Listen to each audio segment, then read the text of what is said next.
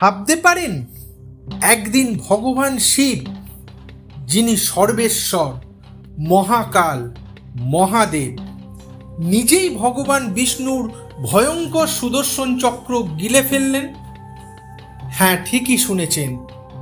যে অস্ত্রের সামনে অসুর, দানব থেকে শুরু করে দেবতারা পর্যন্ত ভীত, সেই অস্ত্র শিব নিজের কণ্ঠে গ্রাস করেছিলেন। কিন্তু কেন? শিব কি বিষ্ণুর শত্রু ছিলেন, নাকি এর পেছনে লুকিয়ে আছে ভক্ত ভক্তির এক অমোঘ শক্তি? আজকের এই কাহিনী আমরা শুনব শিব পুরাণ থেকে। বানাসুর, ভগবান কৃষ্ণ, বিষ্ণুর সুদর্শন চক্র আর মহাদেবের ভক্ত রক্ষার এক অসাধারণ ইতিহাস। শেষ পর্যন্ত শুনুন, তাহলে বুঝবেন কেন এই কাহিনী আজও শিব ভক্তরা ভক্তির সর্বোচ্চ নিদর্শন হিসাবে মানেন। তাহলে চলুন শুরু করি আজকের কাহিনী। অনেক যুগ আগে অসুররাজ বালির বংশে জন্ম নিল এক পরাক্রমশালী রাজা, বানাসুর। তার সাহস আর শক্তির জন্য সে সমগ্র তিনলোকেই পরিচিত ছিল। কিন্তু বানাসুরের অহংকারও ছিল সীমাহীন।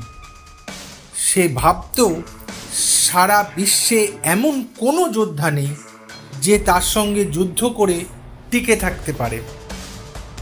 কিন্তু বানাসুর ছিল ভগবান শিবের পরম ভক্ত। দীর্ঘ তপস্যার পর শিব তাকে আশীর্বাদ দিয়েছিলেন, আমি তোমার সর্বদা ভক্ত রক্ষা করব। এটাই বানাসুরকে আরো অদম্য করে তুলল। বানাসুরের এক সুন্দরী কন্যা ছিল, নাম উষা। একদিন স্বপ্নে উষা দেখল এক যুবরাজ, যার প্রতি সে আকৃষ্ট হল। পরে জানা গেল তিনি আর কেউ নন, ভগবান শ্রীকৃষ্ণের নাতি অনিরুদ্ধ। উষা অনিরুদ্ধকেই স্বপ্নে নিজের স্বামী হিসাবে গ্রহণ করে। তখন তার সখী চিত্রলেখা, যিনি যোগিনী ছিলেন, শক্তি দিয়ে অনিরুদ্ধকে দমনপুরীতে নিয়ে আসে। উষা আর অনিরুদ্ধের মিলনে সুখের দিন চলছিল। কিন্তু একদিন বানাসুর জানতে পারলেন এই গোপন কথা।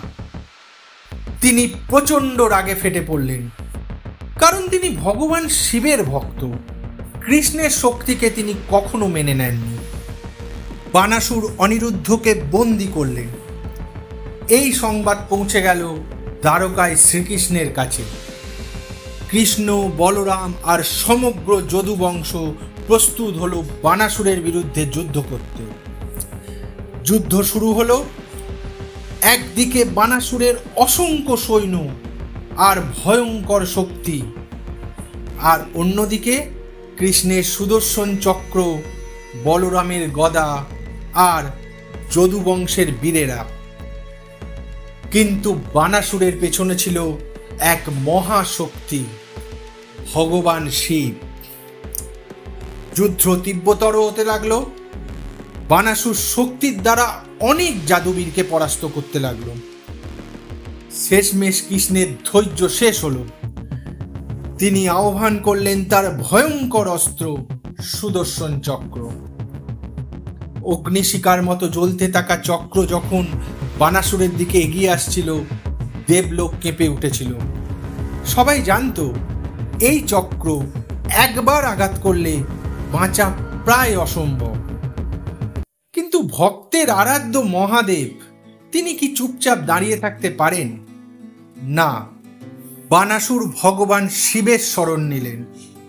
আর মহাদেব, যিনি ভক্তবৎসল, তৎক্ষণাৎ সামনে এসে দাঁড়ালেন কৃষ্ণের সুদর্শন চক্রের সামনে। এবং আশ্চর্য এক ঘটনা ঘটল। ভগবান শিব নিজেই সুদর্শন চক্র গিলে ফেললেন। মহাকাল শিবের এই রূপ দেখে দেবতারা, ঋষিমুনি সবাই স্তম্ভিত। এক মুহূর্ত যেন সময় থমকে দাঁড়ালো। কৃষ্ণও তখন মৃদু হেসে বললেন, মহাদেব, আমি জানি আপনি ভক্তকে রক্ষা করতে কোনো বাধা মানবেন না। কিছুক্ষণ পর শিব তার কণ্ঠ থেকে সুদর্শন চক্রকে আবার বের করে দিলেন এবং বিষ্ণুকে ফিরিয়ে দিলেন। এইভাবে প্রমাণ হলো শিব আর বিষ্ণুর মধ্যে কোনো বিরোধ নেই, বরং তারা দুজনেই একে অপরকে পূর্ণতা দেন। শিব ভক্ত রক্ষা করলেন, আবার দেব ঐক্য বজায় রাখলেন। এই কাহিনী আমাদের শেখায় ভক্তির শক্তি সর্বোচ্চ, আর শিব ও বিষ্ণু ভিন্ন নন, তারা এক এবং সর্বেশ্বর শক্তির দুই রূপ। এখন আপনাদের কাছে প্রশ্ন, আপনাদের কি মনে হয় শিবের ভক্ত প্রেম বড় নাকি দেবদেবীর ঐক্যের শিক্ষা বড়? কমেন্টে অবশ্যই আপনার মতামত জানাবেন। আর ভিডিওটা যদি ভালো লাগে অবশ্যই ভিডিওতে একটা লাইক করবেন এবং ভিডিওটা বন্ধুদের সঙ্গে শেয়ার করে দেবেন যারা এই ধরনের রহস্য এবং দেবদেবীর গল্প ভালোবাসে।